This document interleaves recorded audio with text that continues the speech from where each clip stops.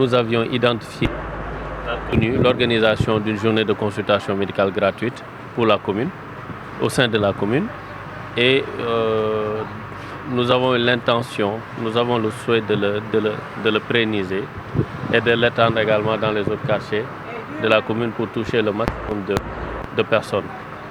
Cette activité est coordonnée par la JPS. Quand on dit JPS, nous faisons référence aux jeunes de PASTEF dans la commune de Médina pour permettre à nos frères et sœurs, à nos mamans, nos papas et également nos frères et sœurs de la commune de pouvoir bénéficier d'une prise en charge médicale consistant à venir se faire consulter, mais également de bénéficier d'un diagnostic et d'avoir l'opportunité de voir un médecin pour pouvoir établir une ordonnance. Et à côté, on a établi une pharmacie pour permettre, dès qu'il y a une ordonnance, que le patient puisse repartir avec un traitement, avec des médicaments.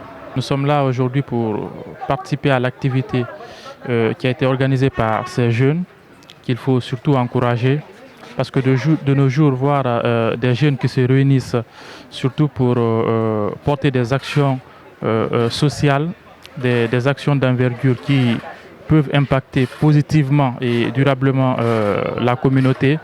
Donc ce sont des actions qu'il faut surtout saluer et surtout encourager. Parce que de nos jours, la santé, c'est une question qui nous interpelle tous. Donc peu importe nos domaines, parce que la santé, elle n'a pas de prix. Surtout s'engager dans la santé de façon gratuite, faire des consultations gratuites pour des nécessités, pour des personnes vulnérables, ça n'a pas de prix. Parce que ce n'est pas tout le monde qui a forcément les moyens de se rendre dans les grandes cliniques, faire des bilans et tout.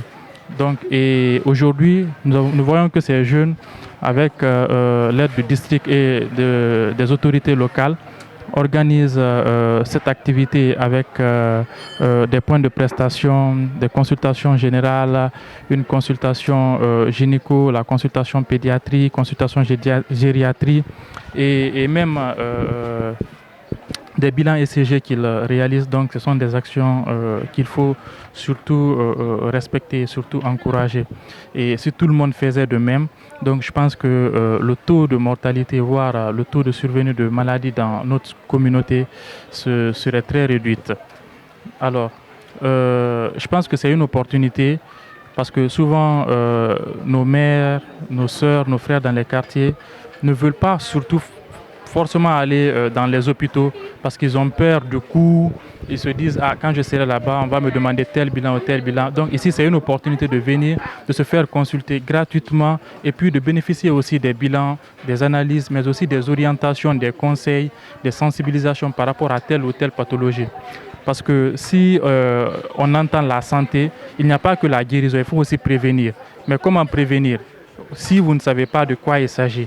Donc c'est une opportunité de venir, d'avoir des informations, de corriger leurs lacunes, mais aussi de bénéficier d'une consultation générale. D'abord, mes compassions à l'endroit de toutes les victimes de cancer, qu'elles soient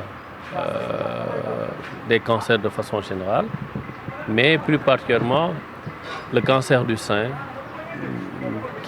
pour lequel ce mois d'octobre est dédié.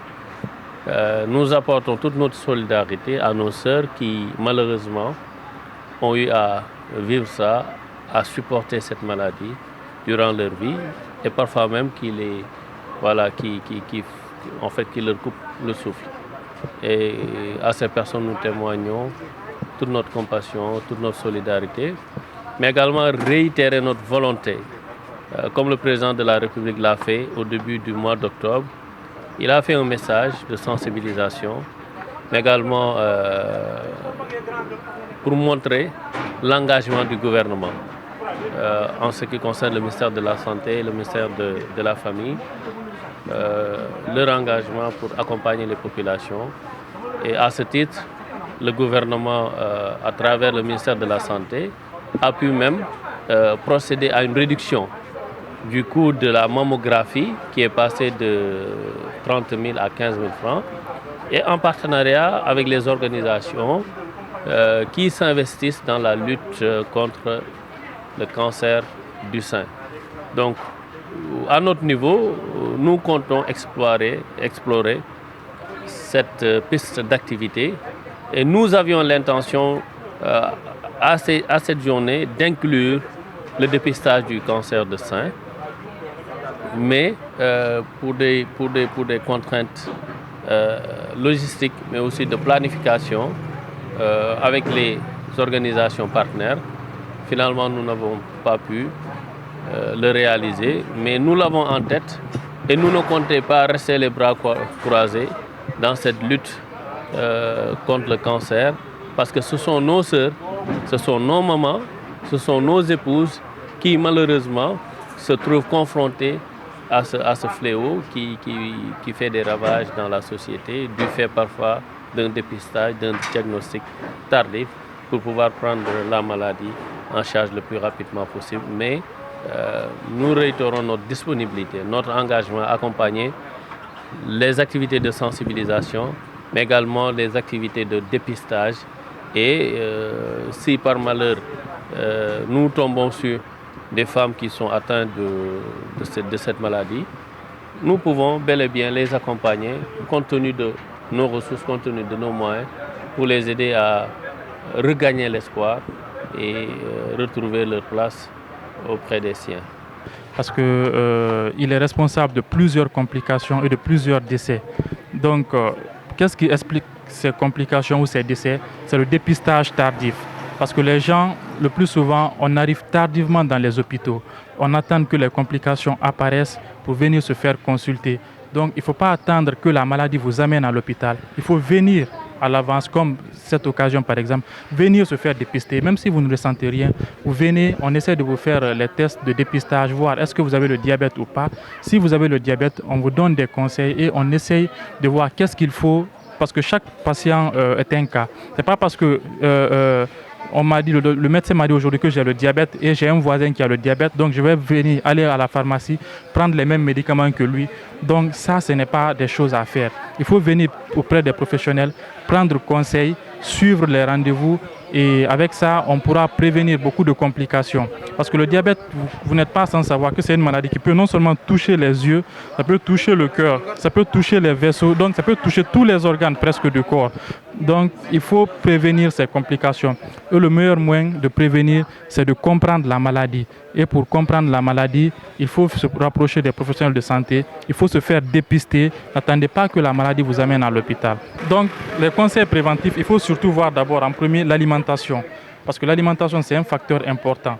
De nos jours, on utilise beaucoup les boissons énergétiques, on utilise beaucoup des aliments riches en lipides, en graisses. Donc, ce sont des facteurs qui peuvent être des facteurs de risque de diabète.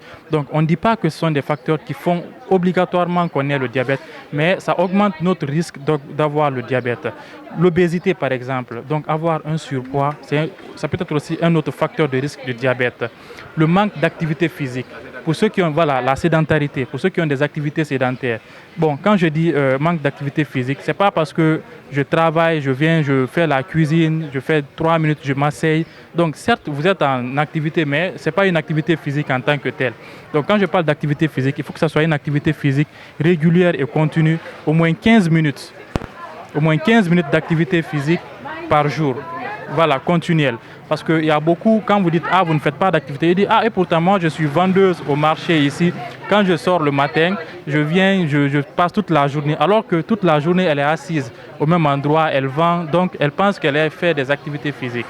Donc, ce sont des facteurs qui peuvent augmenter le risque d'avoir le diabète. Donc, il faut surtout voir notre alimentation et notre mode de vie.